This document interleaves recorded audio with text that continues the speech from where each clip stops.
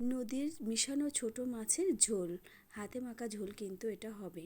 এর ভিতরে আমি প্রথমে একটু রসুনের কোয়া থেতো করে দিয়েছি, তারপর কাঁচা টমেটো দিয়েছি, তারপরে দিয়েছি পেঁয়াজ। অ্যাকচুয়ালি এখানে কাঁচা টমেটো ইউজ করতে হবে, তবে কিন্তু সুন্দর লাগবে। আর লঙ্কা দিয়ে ভালো করে হাত দিয়ে মেখে নিয়েছি, আর লবণ তেলও কিন্তু দিয়েছিলাম, হলুদ দিয়েছি, দিয়ে ভালো করে মেখে নিয়ে এবার আমি কড়াইতে কিন্তু একটু তেল দিয়ে, সর্ষের তেল দিয়ে আর কালো জিরে দিয়ে তারপর সেই মাখানো মাছগুলোকে এখানে ঢেলে দিয়ে এবার ভালো করে নাড়াচাড়া করতে হবে।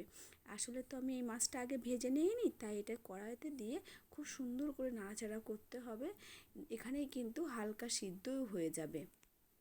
এখানে কিন্তু অবশ্যই কাঁচা টমেটো ব্যবহার করতে হবে, কেন কি কাঁচা টমেটোর যে ফ্লেভারটা এই মাছের সাথে খুব সুন্দর যায় এবং দারুণ লাগে। এবার আমি একটু ঢেকে নিচ্ছি, কেন কি তবে মাছটা তাড়াতাড়ি সিদ্ধ হয়ে যাবে। এতে না মানে খেতেও খুব টেস্ট হয়। দেখুন তেল ছেড়ে দিয়েছে কিন্তু, আর টমেটোটাও কিন্তু যথেষ্ট পরিমাণ সিদ্ধ হয়ে গেছে, আমি খুন্তি দিয়ে দেখে নিয়েছিলাম। এবার একটু অল্প পরিমাণ জল দিয়ে নিয়েছি।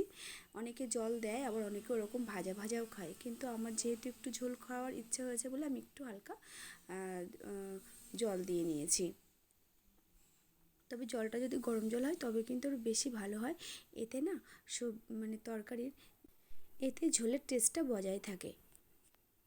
খুব সুন্দর করে নাড়াচাড়া করে নিয়ে আমি কিন্তু আর একবার ঢাকা দিয়ে নেব। তারপরে আমি ঢাকা খুলে চলে আসছি আবার আপনাদের সামনে। দেখুন কি সুন্দর হয়ে গিয়েছে। খুব যে ঝোল হয়েছে তা কিন্তু না, আবার কিন্তু খুব যে মাখা মাখা হয়েছে তাও কিন্তু না। এটা খেতে অপূর্ব লাগে। এটা কিন্তু অবশ্যই হাতে মেখে তবে কিন্তু রান্নাটা করতে হবে, আর কিন্তু কাঁচা টমেটো অবশ্যই ইউজ করতে হবে। তাহলে কেমন লাগলো আমার এই রেসিপিটা? যদি ভালো লাগে তাহলে একটা লাইক, কমেন্ট আর শেয়ার করবেন। আর যারা আমার এটা ইউটিউব থেকে দেখবেন তারা কিন্তু অবশ্যই সাবস্ক্রাইব করবেন।